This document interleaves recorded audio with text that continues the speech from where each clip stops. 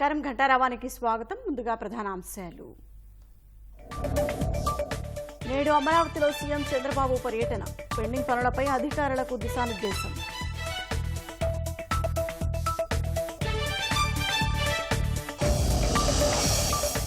కార్మిక శాఖ మంత్రిగా వాసంశెట్టి సుభాష్ బాధ్యతల స్వీకరణ.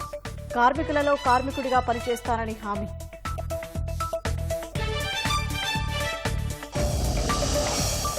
ఋషికొండ భవనాలు ప్రజలకు అంకితమిస్తామన్న లోకేష్. ప్రజాధనం దుర్వినియోగంపై దర్యాప్తు చేస్తామని వెల్లడి.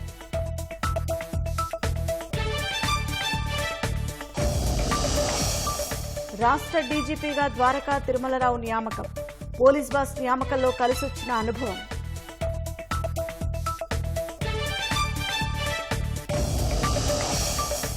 తమిళనాడులో 29కి చేరిన నాటుసారా మృతులు.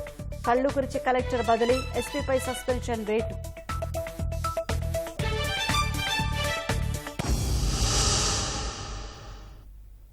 వైకాపా పాలనలో కార్మిక చట్టాలను తుంగలో తొక్కారని, బాల కార్మిక వ్యవస్థ నిర్మూలనలో పూర్తిగా విఫలమైందని కార్మిక శాఖ మంత్రి వాసంశెట్టి సుభాష్ అన్నారు. సచివాలయంలోని తన ఛాంబర్లో మంత్రిగా ఆయన బాధ్యతలు చేపట్టారు. కార్మికుల అభ్యున్నతి కోసం కార్మికుడిలో కార్మికుడిగా పనిచేస్తానని సుభాష్ అన్నారు. భవన నిర్మాణ కార్మికులకు వచ్చే 1% సెస్సును సైతం వైకాపా ప్రభుత్వం పక్కదారి పట్టించిందని, అందుకే కార్మికులు తగిన రీతిలో బుద్ధి చెప్పారని మంత్రి సుభాష్ అన్నారు.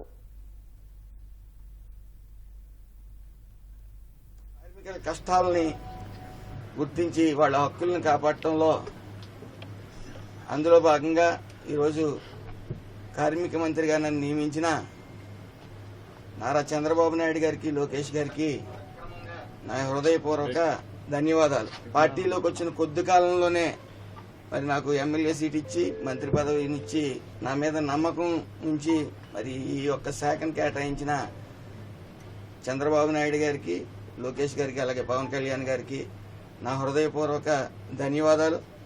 నాపై వచ్చిన నమ్మకాన్ని నేను కార్మిక శాఖకు ఒక కార్మికుడిలో పనిచేస్తానని, కార్మికులందరికీ కూడా వాళ్ళ యొక్క హక్కుల్ని పరిరక్షిస్తానని చెప్పి మాటిస్తా ఉన్నాను.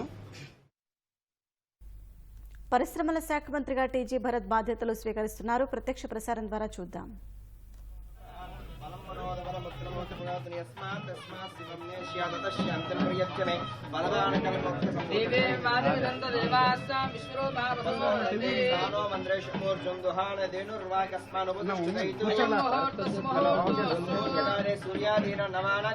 అత్యంత ఆనుకూల్యత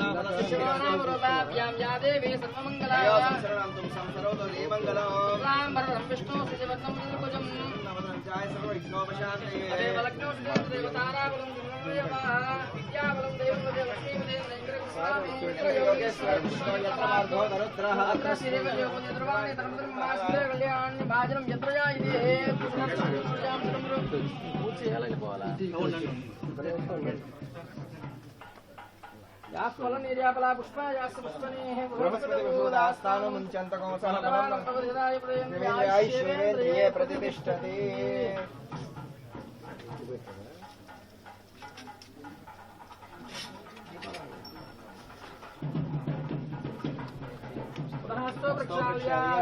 కేశవాయ నమః.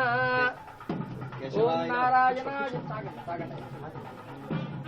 కేశవాయ నమః, నారాయణాయ నమః, మాధవాయ నమః, గోవిందాయ నమః, విష్ణవే నమః. పునః స్తోత్రాయ నమః. ఓం అనంతాయ నమః, అనంతాయ నమః, గోవిందాయ నమః, అచ్యుతానంద గోవిందాయ నమః. పునః స్తోత్రాయ గోవిందాయ నమః. శ్రీధరాయ నమః, విజయకేశాయ నమః, పద్మనాభాయ నమః, దామోదరాయ నమః, సంకర్షణ వాసుదేవాయ నమః, సింగాయ పురుషోత్తమాయ నమః, జనార్దనాయ నమః, ఉపేంద్రాయ నమః, హరి నమః, శ్రీకృష్ణాయ నమః, శ్రీకృష్ణ నమో నమః.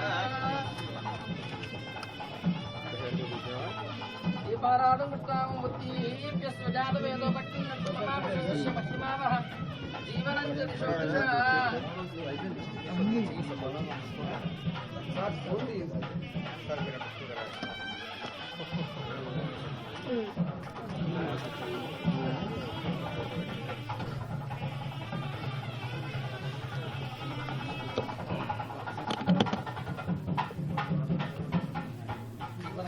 దీపారాధన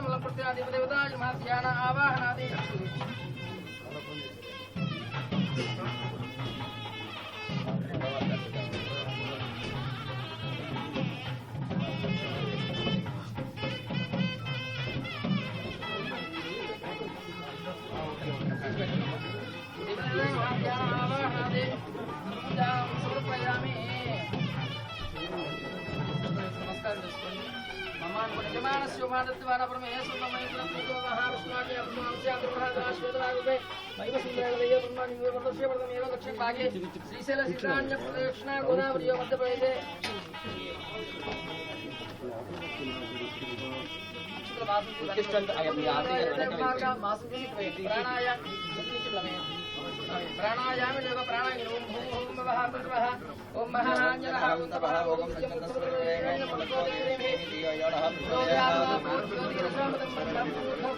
नमो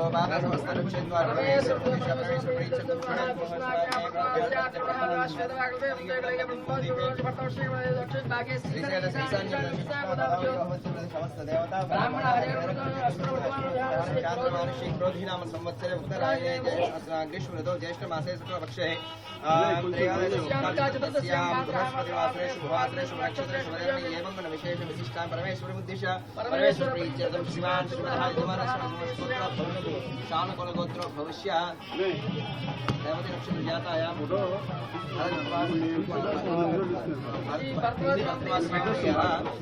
शिल्पा नाम अश्विनी नक्षत्र जातायां शिल्पा नाम देवत्याः नक्षत्र जातायां आर्यपान नामधेयस्य नक्षत्र जातायां विभु नामधेयस्याः नक्षत्र जातायां नक्षत्र जातायां राज्यलक्ष्मी नामदेवत्याः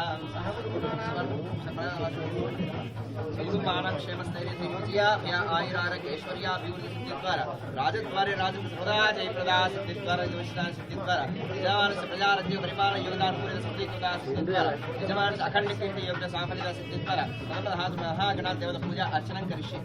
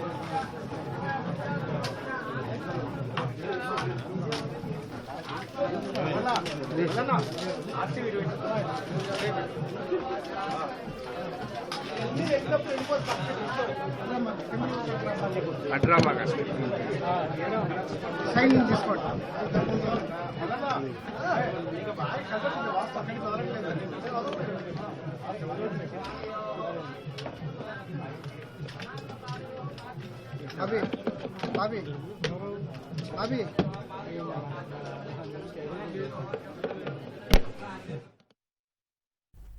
జగన్ ఆగమాగం చేసిన అమరావతి పునర్నిర్మాణమే లక్ష్యంగా ముఖ్యమంత్రి చంద్రబాబు నేడు రాజధానిలో పర్యటించనున్నారు. గతంలో చేపట్టిన నిర్మాణాలు పరిశీలించనున్నారు. చంద్రబాబు క్షేత్రస్థాయి పర్యటన తర్వాత ఉన్నత స్థాయి సమీక్షలో అమరావతి అభివృద్ధిపై కీలక నిర్ణయాలు తీసుకోనున్నారు. చంద్రబాబు సారథ్యంలో రాజధాని కల సాకారమవుతుందని రైతులు ధీమాగా ఉన్నారు.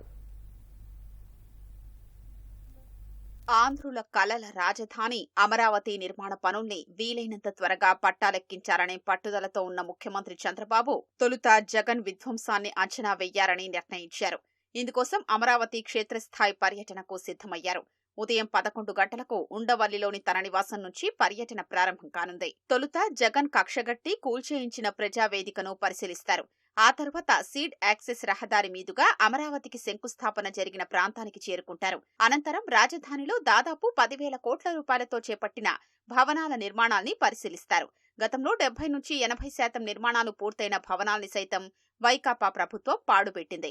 వాటితో పాటు అసంపూర్ణంగా వదిలేసిన ఐకానిక్ నిర్మాణ పనుల్ని చంద్రబాబు స్వయంగా చూడనున్నారు. అనంతరం సిఆర్టీఏ కార్యాలయం వద్ద మీడియాతో మాట్లాడతారని పురపాలక శాఖ మంత్రి నారాయణ చెప్పారు. సిఆర్టీఏ కార్యాలయాన్ని 8 అంతస్తుల్లో నిర్మించనున్నామని ఆయన తెలిపారు.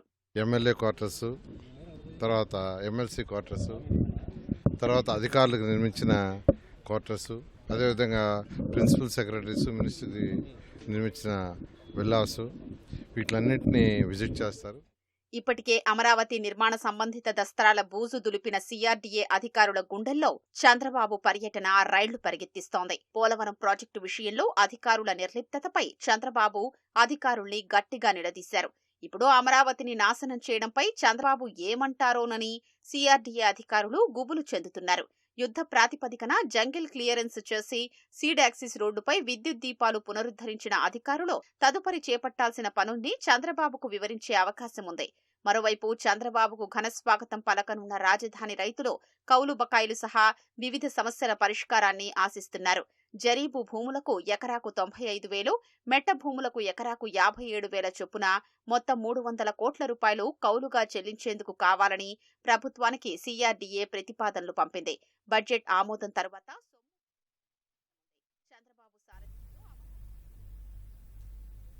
పోలీస్ బాస్గా ఆర్టీసీ ఎండీ ద్వారకా తిరుమలరావు నియమితులయ్యారు. సీనియారిటీకి పట్టం కట్టిన ప్రభుత్వం ద్వారకా తిరుమలరావుకు డీజీపీగా పోస్టింగ్ ఇచ్చింది. చంద్రబాబు ప్రమాణ స్వీకారం రోజు ట్రాఫిక్ సరిగా నియంత్రించలేదని విమర్శలు ఎదుర్కొన్న హరీష్ కుమార్ గుప్తాను తప్పించింది. రాష్ట్ర డీజీపీగా ఆర్టీసీ ఎండీ ద్వారకా తిరుమలరావును నియమిస్తూ ప్రభుత్వ ప్రధాన కార్యదర్శి నీరబ్ కుమార్ ఉత్తర్వులు ఇచ్చారు. 1989 బ్యాచ్ ఐపీఎస్ అధికారైన ద్వారకా తిరుమలరావు ప్రస్తుతం రాష్ట్ర క్యాడర్ ఐపీఎస్ల సీనియారిటీ జాబితాలో అందరికంటే ముందున్నారు. కర్నూలు ఏఎస్పీగా మొట్టమొదటి పోస్టింగ్ అందుకున్న ద్వారకా తిరుమలరావు ఉమ్మడి రాష్ట్రంలో కామారెడ్డి, ధర్మవరంలోనూ ఏఎస్పీగా పనిచేశారు. నిజామాబాద్ జిల్లా ఆపరేషన్స్ విభాగం అదనపు ఎస్పీగా కీలక బాధ్యతలు నిర్వహించారు. ఎస్పీగా పదోన్నతి పొందాక అనంతపురం, కడప, మెదక్ జిల్లాలతో పాటు విజయవాడ రైల్వే, సిఐడి, సిబిఐ విభాగాల్లో ఎస్పీగా పనిచేశారు. అనంతపురం, హైదరాబాద్ రేంజ్లతో పాటు ఎస్ఐబిలో డీఐజీగా బాధ్యతలు నిర్వర్తించారు. ఆక్టోపస్, కౌంటర్ ఇంటెలిజెన్స్ సెల్ విభాగాల్లో ఐజీగా పనిచేశారు. ఉమ్మడి రాష్ట్రంలో సైబరాబాద్ పోలీస్ కమిషనర్గా, రాష్ట్ర విభజన తరువాత విజయవాడ నగర పోలీస్ కమిషనర్గా బాధ్యతలు నిర్వర్తించారు. 2021 జూన్ నుంచి ఆర్టీసీ ఎండీగా ఉన్నారు. ద్వారకా తిరుమలరావుకు నిక్కచ్చిగా వ్యవహరించే సమర్థ అధికారిగా పోలీసు శాఖలో గుర్తింపుంది. ఇక ప్రస్తుత డీజీపీ హరీష్ కుమార్ గుప్తా దాదాపు నెలన్నర పాటు పోలీస్ బాస్గా కొనసాగారు. వైకాపాతో అంటకాగుతున్నారనే ఫిర్యాదులపై అప్పటి డీజీపీ రాజేంద్రనాథ్ రెడ్డిని ఎన్నికల సంఘం తప్పించి హరీష్ కుమార్ గుప్తాను నియమించింది. అలా మే 6న ఆయన బాధ్యతలు చేపట్టారు. సీఎంగా చంద్రబాబు ప్రమాణ స్వీకారం రోజు ట్రాఫిక్ ను సరిగ్గా నియంత్రించలేకపోయారు. ఏకంగా గవర్నర్ జస్టిస్ అబ్దుల్ నజీర్ వాహనం ట్రాఫిక్ లో చిక్కుకుని ప్రధానికి స్వాగతం పలికేందుకు గన్నవరం విమానాశ్రయానికి వెళ్లలేకపోయారు. ఈ వ్యవహారంలో డీజీపీ తీరుపై గవర్నర్ కొంత అసహనం వ్యక్తం చేసినట్లు సమాచారం. వీటితో పాటు సీనియారిటీని దృష్టిలో పెట్టుకుని ద్వారకా తిరుమలరావుకు డీజీపీగా అవకాశం కల్పించినట్లు తెలుస్తోంది. విశాఖలోని రుషికొండ ప్యాలెస్ ను రాష్ట్ర ప్రజలకు అంకితం చేయనున్నట్లు ఐటీ శాఖ మంత్రి నారా లోకేష్ ప్రకటించారు. జగన్ దోపిడీ దేశాన్నే దిగ్భ్రాంతికి గురి చేసిందని లోకేష్ అన్నారు. ఈ రాజభవనంపై జాతీయ మీడియాలో వచ్చిన కథనాలను ఆయన ఉటంకించారు. ఈ దోపిడీపై ప్రభుత్వం సమగ్ర విచారణ జరుపుతుందని లోకేష్ వివరించారు. పేదలు తమ పిల్లల భవిష్యత్తు కోసం ఎంతో కష్టపడుతుంటే జగన్ వారి డబ్బుతో జల్సాలు చేసేందుకు రాజభవనం నిర్మించుకున్నారని లోకేష్ మండిపడ్డారు. ముఖ్యమంత్రిగా బాధ్యతలు చేపట్టిన తర్వాత అందరూ ఊహించినట్లుగానే చంద్రబాబు పాలనా ప్రక్షాళన చేపట్టారు. గత ప్రభుత్వ హయాంలో వైకాపా నేతలతో అంటకాగిన కీలక అధికారులపై వేటు పడింది. శ్రీలక్ష్మి, రజత్ భార్గవ, ప్రవీణ్ ప్రకాష్, మురళీధర్ రెడ్డికి పోస్టింగ్లు ఇవ్వకుండా పక్కన పెట్టేశారు. అయితే గత ప్రభుత్వంలో వివాదాస్పద అధికారులుగా ఉన్న గోపాలకృష్ణ ద్వివేది, ప్రవీణ్ కుమార్లకు కీలక బాధ్యతలు అప్పగించడం విస్మయపరుస్తుంది. త్వరలోనే పోలీస్ శాఖలు ప్రక్షాళన చేపట్టే అవకాశం ఉంది. గత ప్రభుత్వ హయాంలో వైకాపా నేతల అండ చూసుకుని రెచ్చిపోయిన అధికారులపై వేటు తప్పదని ఎన్నికల ముందు పదే పదే చెప్పిన చంద్రబాబు ముఖ్యమంత్రిగా బాధ్యతలు చేపట్టాక ఒకేసారి 21 మంది కీలక అధికారులకు స్థానచలనం కల్పించారు. వైకాపా నేతలతో అంటకాగిన సీనియర్ అధికారులకు పోస్టింగ్ ఇవ్వకుండా పక్కన కూర్చోబెట్టారు. కీలక శాఖల కార్యదర్శులు, విభాగాధిపతులుగా ఉన్న పలువురిని బదిలీ చేశారు. జగన్ అవినీతి కేసుల్లో అభియోగాలు ఎదుర్కొంటున్న శ్రీలక్ష్మి వైకాపా అధికారంలోకి రాగానే తెలంగాణ కేడర్ నుంచి ఏపీకొచ్చారు. కార్యదర్శి హోదాలో ఉన్న ఆమెకు సీఎం జగన్ చకచకా పదోన్నతులు కల్పించి ప్రత్యేక ప్రధాన కార్యదర్శిని చేశారు. పురపాలక శాఖ బాధ్యతలు చేపట్టిన ఆమె అమరావతి విధ్వంసం, ఋషికొండపై జగన్ కోసం విలాసవంతమైన భవనాల నిర్మాణంలో కీలకంగా వ్యవహరించారు. ఫలితంగా ఆమెపై బదిలీ వేటు వేస్తూ సాధారణ పరిపాలనా శాఖలో రిపోర్టు చేయాలని ప్రభుత్వం సూచించింది. మరో కీలక అధికారి రజత్ భార్గవ ఎక్సైజ్, పర్యాటక శాఖల ప్రత్యేక ప్రధాన కార్యదర్శిగా అనేక వివాదాస్పద నిర్ణయాలు తీసుకున్నారు. జే బ్రాండ్ల మద్యంతో వైకాపా ప్రభుత్వ పెద్దలు సాగించిన అడ్డగోలు దోపిడీకి పూర్తిగా సహకరించారనే ఆరోపణలు ఉన్నాయి. వైకాపా అధికారంలోకి వచ్చిన వెంటనే ముఖ్యమంత్రి కార్యాలయంలో చేరి చక్రం తిప్పిన ప్రవీణ్ ప్రకాష్ అత్యంత వివాదాస్పద అధికారిగా పేరు తెచ్చుకున్నారు. జగన్ కోసం ఋషికొండపై విలాసవంతమైన భవనాల నిర్మాణానికి గుజరాత్ నుంచి ప్రముఖ ఆర్కిటెక్ట్ ను తీసుకురావడంలో ఆయనదే కీలక పాత్ర. పాఠశాల విద్యాశాఖను అస్తవ్యస్త నిర్ణయాలతో భ్రష్టు పట్టించారన్న ఆరోపణలు ఉన్నాయి. అలాగే సీఆర్డీఏ కమిషనర్ గా ఉన్న మరో వివాదాస్పద అధికారి వివేక్ యాదవ్ తో పాటు కార్మిక శాఖ కార్యదర్శిగా ఉన్న హరిజవహర్ లాల్ ను బదిలీ చేసిన ప్రభుత్వం వారికి ఎక్కడా పోస్టింగ్ ఇవ్వలేదు. జీఏడీలో రిపోర్టు చేయాలని ఆదేశించింది. బదిలీల జాబితాలో వైకాపా హయాంలో అత్యంత వివాదాస్పద అధికారులుగా పేరు ఉన్న గోపాలకృష్ణ ద్వివేది, ప్రవీణ్ కుమార్లకు కీలక శాఖల బాధ్యతలు అప్పగించడం అధికార వర్గాల్లో చర్చనీయాంశమైంది. వ్యవసాయ, పశుసంవర్ధక శాఖల ప్రత్యేక ప్రధాన కార్యదర్శిగా ఉన్న ద్వివేదిని కార్మిక శాఖకు బదిలీ చేశారు. అలాగే గతంలో పనిచేసిన గనుల శాఖ ప్రత్యేక ప్రధాన కార్యదర్శిగాను కొనసాగించారు. ప్రస్తుతం తిరుపతి జిల్లా కలెక్టర్ గా ఉన్న ప్రవీణ్ కుమార్ ను గనుల శాఖ కమిషనర్, డైరెక్టర్ గా నియమించింది. ఎన్నికలకు కొన్ని నెలల ముందే తిరుపతి కలెక్టర్ గా వెళ్లిన ప్రవీణ్ కుమార్ అంతకుముందు పురపాలక శాఖ కమిషనర్ సహా పలు కీలక బాధ్యతలు నిర్వర్తించారు. అప్పటి సీఎం కార్యదర్శి ధనుంజయ రెడ్డి కనుసన్నల్లో అనేక వివాదాస్పద నిర్ణయాలు తీసుకున్నారు. అలాంటి అధికారికి మళ్లీ కీలక బాధ్యతలు అప్పగించడం చర్చనీయాంశమైంది. ఇక ప్రస్తుతం భూ పరిపాలనా శాఖ ప్రత్యేక కమిషనర్ గా ఉన్న జి సాయి ప్రసాద్ ను జలవనరుల శాఖ ప్రత్యేక ప్రధాన కార్యదర్శిగా నియమించింది. పోస్టింగ్ కోసం ఎదురు చూస్తున్న మరో సీనియర్ ఐఏఎస్ అధికారి బుడితి రాజశేఖర్ కు వ్యవసాయ శాఖ ప్రత్యేక ప్రధాన కార్యదర్శి బాధ్యతలు అప్పగించారు. గవర్నర్ కు ప్రత్యేక ప్రధాన కార్యదర్శిగా పనిచేస్తున్న అనిల్ కుమార్ సింఘాల్ ను కీలకమైన పురపాలక శాఖకు మార్చారు. రవాణా, రోడ్లు, భవనాల శాఖ కార్యదర్శిగా ఉన్న ప్రద్యుమ్నను ముఖ్యమంత్రి కార్యదర్శిగా నియమించారు. కీలకమైన సీఆర్డీఏ పగ్గాల్ని కాటమనేని భాస్కర్ కు అప్పగించారు. అమరావతి నిర్మాణాన్ని మళ్లీ పరుగులు పెట్టించాలంటే సమర్థుడైన భాస్కర్ వంటి అధికారితోనే సాధ్యమని భావించారు. ఇక ఉన్నత విద్యాశాఖ ముఖ్య కార్యదర్శిగా ఉన్న శ్యామలరావుని ఇటీవల తితిదే ఈవోగా ప్రభుత్వం బదిలీ చేయగా ఆయన స్థానంలో ఇప్పుడు సౌరభ్ గౌర్ని ఆ శాఖ కార్యదర్శిగా నియమించింది. నైపుణ్యాభివృద్ధి శాఖ ముఖ్య కార్యదర్శిగాను ఆయనకు పూర్తి అదనపు బాధ్యత అప్పగించింది. పాఠశాల విద్యాశాఖ ముఖ్య కార్యదర్శిగా కోన శశిధర్ ను నియమించింది. ప్రస్తుతం ఆయన నిర్వహిస్తున్న ఐటీ శాఖ పూర్తి అదనపు బాధ్యతలు ఆయనకే అప్పగించింది. వైకాపా హయాంలో ఆర్థిక శాఖను భ్రష్టు పట్టించిన ఆ శాఖ కార్యదర్శి సత్యనారాయణ స్థానంలో జానకిని కార్యదర్శిగా నియమించింది. మరో కార్యదర్శిగా వాడ్రేవ్ వినయ్ చందన్ ను నియమించింది. ఆర్థిక శాఖ ప్రత్యేక ప్రధాన కార్యదర్శిగా ఉన్న రావత్ కు స్థానచలనం ఖాయమని తెలుస్తోంది. ప్రస్తుత బదిలీల జాబితాలో ఆయన పేరు లేకున్నా 1-2 రోజుల్లో నిర్ణయం వెలువడే అవకాశం ఉంది. ఆయన స్థానంలో కేంద్ర సర్వీసులో ఉన్న పీయూష్ కుమార్ ని నియమిస్తారని తెలుస్తోంది. 2-3 రోజుల్లో మరికొందరు కార్యదర్శులు, విభాగాధిపతుల బదిలీలు జరగనున్నాయి. జిల్లా కలెక్టర్లు, ఎస్పీల్ని ప్రభుత్వం మార్చనుందని తెలుస్తోంది. మళ్లీ వచ్చేది వైకాపా ప్రభుత్వమే. కుటుంబ సభ్యులంతా వైకాపాకు ఓటేయకపోతే అంతు చూస్తామంటూ రాష్ట్రంలో పెద్ద ప్రభుత్వాసుపత్రి సూపరింటెండెంట్ బెదిరింపులకు పాల్పడిన వ్యవహారం ఆలస్యంగా వెలుగులోకి వచ్చింది. ఆయన ఆగడాలు భరించలేక ఆసుపత్రి సిబ్బంది ఏకంగా గవర్నర్కే లేఖ రాశారంటే ఎంతలా వేధించారో అర్థం చేసుకోవచ్చు. విజయవాడ ప్రభుత్వాసుపత్రిలో వైకాపాకు కొమ్ము కాసే అధికారుల ఆగడాలకు ఇప్పటికీ అడ్డుకట్టపడలేదు. ఆసుపత్రిలో ఇప్పటికీ వారు చెప్పిందే వేదం. ఆసుపత్రి సూపరింటెండెంట్ గా అడిషనల్ డీఎంఈ స్థాయి అధికారిని నియమించాల్సి ఉన్న నిబంధనలు తుంగలో తొక్కి వెంకటేష్ ను నియమించారు. అప్పట్నుంచి అక్రమాలు, అరాచకాలు మొదలయ్యాయి. వైకాపాకు వ్యతిరేకంగా ఉండే సిబ్బందిపై వేధింపులు తీవ్ర స్థాయిలో పెరిగిపోయాయి. ప్రభుత్వం మారినా ఇప్పటికీ ప్రభుత్వాసుపత్రిలో వారి వేధింపులు ఆపలేదు.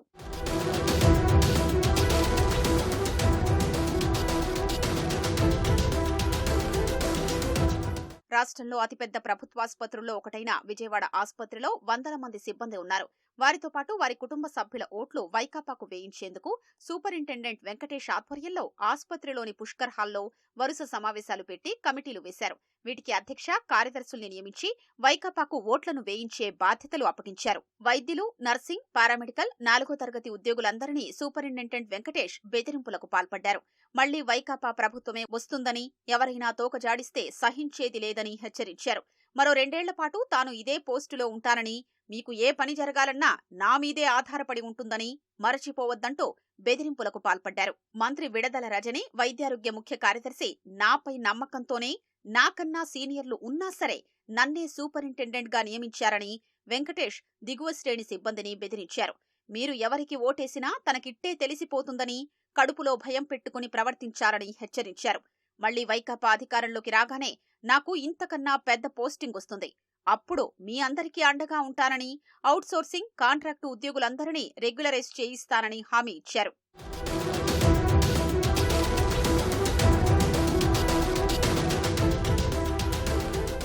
సూపరింటెండెంట్ వెంకటేష్ ఆగడాలు రోజురోజుకు మితిమీరిపోవడంతో కొందరు ఉద్యోగులు గవర్నర్కు, ఉన్నతాధికారులకు ఎన్నికలకు ముందే లేఖ రాశారు. ఆ లేఖ ఇప్పుడు బయటపడ్డంతో సూపరింటెండెంట్ వెంకటేష్ వైకాపా తొత్తుగా ఏ విధంగా పనిచేశాడో తెలిసిందే. ఆసుపత్రిలో సూపరింటెండెంట్ తనకు ప్రధాన అనుచరుడైన ఓ MNO షాడోగా పెట్టుకున్నారు. ఈ అనుచరుడే ఆసుపత్రిలో అన్ని వ్యవహారాలు చక్కబెడుతున్నాడు. ఆసుపత్రిలోని అన్ని వ్యవహారాల్లోనూ వసూళ్ల పర్వం భారీగా కొనసాగిస్తున్నట్లు సమాచారం. ఉద్యోగుల ఫిర్యాదుతో ఎన్నికల ముందు విచారణ జరిగినా ఉన్నతాధికారుల ఆశీస్సులు ఉండడంతో తూతూ మంత్రంగా దర్యాప్తు చేశారు.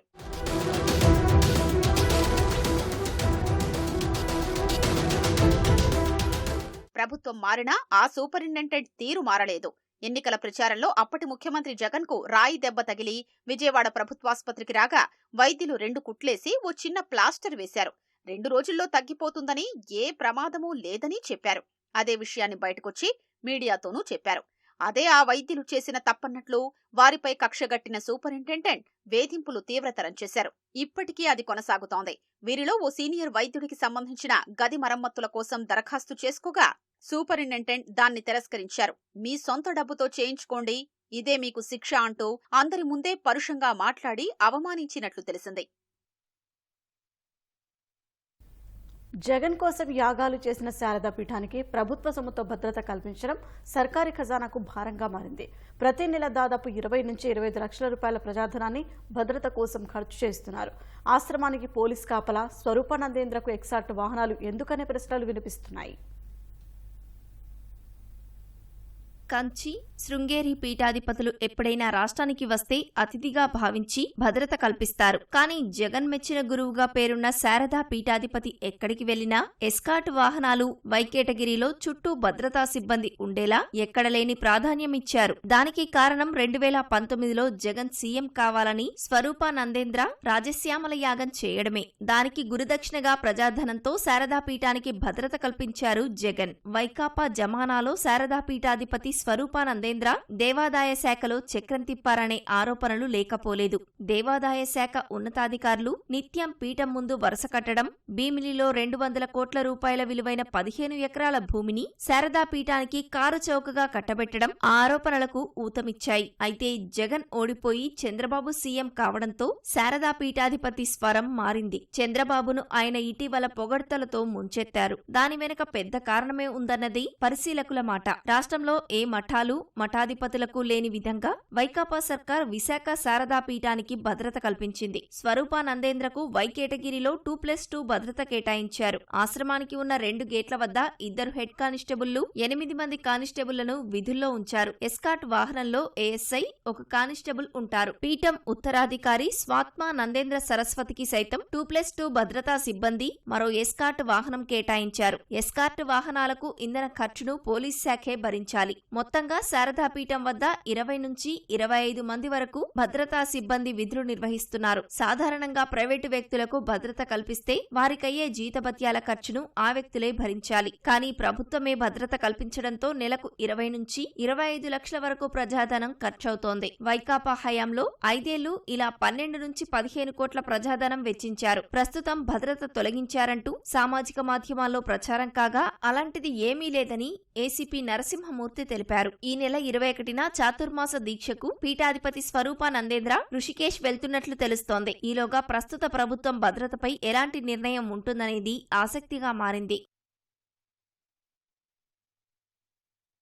తమిళనాడులో కల్తీ మద్యం తాగి 33 మంది ప్రాణాలు కోల్పోయారు. మరో 60 మందికి పైగా ఆసుపత్రి పాలయ్యారు. తమిళనాడులోని కళ్లకురిచి జిల్లాలో ఈ ఘటన చోటు చేసుకుంది. ఈ ఘటనలో మృతుల సంఖ్య మరింత పెరిగే అవకాశం ఉందని అధికారులు ఆందోళన వ్యక్తం చేశారు. కల్తీ మద్యం ఘటనపై తీవ్రంగా స్పందించిన తమిళనాడు ప్రభుత్వం ఆ జిల్లా కలెక్టర్ను బదిలీ చేసి ఎస్పీని సస్పెండ్ చేసింది. ఈ విషాదంపై సిబిసిఐడి దర్యాప్తునకు ఆదేశాలు జారీ చేసింది. ఈ ఘటనపై సీఎం స్టాలిన్ తీవ్ర దిగ్భ్రాంతి వ్యక్తం చేశారు. తనను ఎంతగానో కలిచివేసిందన్న ఆయన ఈ నేరానికి పాల్పడిన వారిని అరెస్టు చేసినట్లు పేర్కొన్నారు. ఇలాంటి ఘటనల్ని నివారించడంలో విఫలమైన అధికారులపైన చర్యలు తీసుకున్నట్లు సామాజిక మాధ్యమం ఎక్స్లో పోస్ట్ చేశారు. సమాజాన్ని నాశనం చేసే ఇలాంటి నేరాల్ని ఉక్కుపాదంతో అణిచివేస్తామని హెచ్చరించారు. బాధిత కుటుంబాలకు అవసరమైన సహాయ సహకారాలు అందిస్తామని స్టాలిన్ హామీ ఇచ్చారు.